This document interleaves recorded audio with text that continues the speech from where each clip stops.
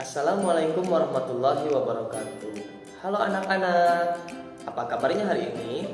Semoga kita selalu berada dalam keadaan sehat walafiat. Amin ya robbal alamin. Sebelum kita memulai pembelajaran hari ini, mari kita berdoa terlebih dahulu.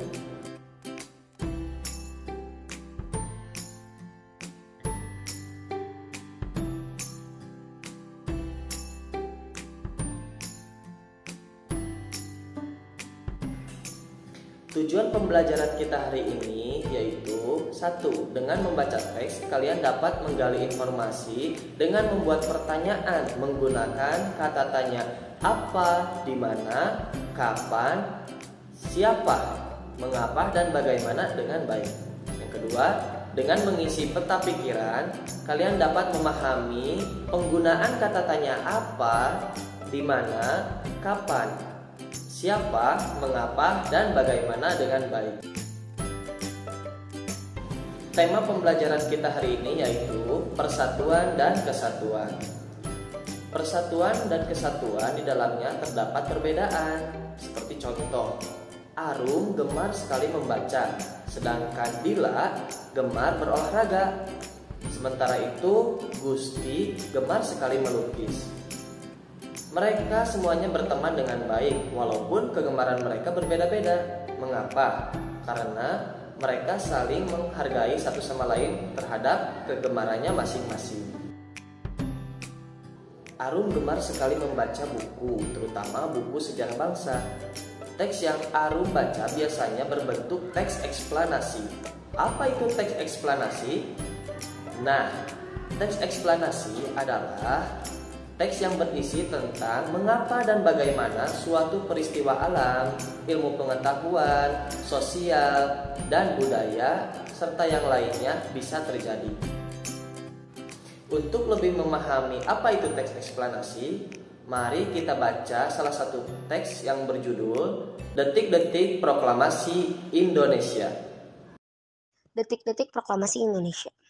Kemerdekaan Indonesia diraih melalui proses perjuangan yang sangat panjang. Puncak kemerdekaan ditandai dengan dibacakannya teks proklamasi oleh Soekarno. Berikut ini rangkuman sejarah beberapa hari sebelum dibacakannya proklamasi hingga dibacakannya teks proklamasi. 12 Agustus 1945, Soekarno, Hatta, dan Rajiman berada di Saigon, Vietnam. Di sana mereka bertemu dengan seorang pejabat Jepang, Terauchi. Inti pertemuan itu, Terauchi mengatakan bahwa pemerintah Jepang memberikan hadiah kepada Indonesia, yaitu kemerdekaan.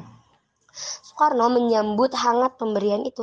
Hatta pun sepakat untuk mempercepat proses kemerdekaan Indonesia dan berharap panitia persiapan kemerdekaan Indonesia (PPKI) harus segera bersidang dan mengesahkan UUD Republik Indonesia. 15 Agustus 1945. Ketiga tokoh tadi tiba di tanah air. Soekarno pun membawa kabar Indonesia bisa merdeka karena pemberian Jepang. Namun, Soekarno belum mengetahui jika Jepang telah menyerah kepada sekutu. Malam harinya, Sultan Syahrir menyampaikan kepada Hatta berita kekalahan Jepang kepada sekutu. Golongan muda pun tahu informasi ini. Setelah yakin bahwa Jepang telah menyerah kepada sekutu, Hatta mengambil keputusan untuk segera mengundang anggota PPKI. Golongan muda mengadakan rapat. Rapat dilaksanakan pada tanggal 15 Agustus 1945, pukul 20.30 WIB. Rapat dipimpin oleh Syairul Saleh dan menghasilkan keputusan untuk segera melaksanakan proklamasi kemerdekaan tanpa harus menunggu hadiah dari Jepang. Keputusan rapat itu disampaikan oleh Wikana dan Darwis kepada Soekarno. Kedua utusan tersebut segera menyampaikan keputusan golongan muda agar Soekarno segera memproklamasikan kemerdekaan Indonesia tanpa menunggu hadiah dari Jepang. Namun Soekarno menolak usulan tersebut. 16 Agustus 1945. Pukul 03.00 WIB, Soekarno dan Hatta dibawa ke Rengas Dengklok, Karawang untuk didesak agar mempercepat proklamasi kemerdekaan Republik Indonesia tanpa menunggu hadiah dari Jepang. Menghadapi desakan tersebut, Soekarno dan Hatta tetap tidak berubah pendirian. Mereka bersikukuh menunggu Jepang. Akhirnya Ahmad Subarjo, Sudiro, dan Yusuf Punto segera menuju Rengas Dengklok untuk menjemput Soekarno. Rombongan tersebut tiba di Rengas Dengklok pukul 17.30 WIB. Peranan Ahmad Subarjo sangat penting dalam peristiwa kembalinya Soekarno dan Hatta ke Jakarta, sebab dia mampu meyakinkan para pemuda bahwa proklamasi kemerdekaan akan dilaksanakan keesokan harinya paling lambat pukul 12.00 WIB. Setelah diyakini bahwa situasi memungkinkan untuk membacakan teks proklamasi, maka Soekarno, Hatta, dan anggota PPKI lainnya malam itu juga melakukan rapat dan menyiapkan teks proklamasi. Rapat tersebut dilaksanakan di rumah Laksamana Maeda. Soekarno bersama tokoh perjuangan lain menulis naskah proklamasi. Tulisan itu lalu diketik oleh Sayuti Melik. 17 Agustus 1945.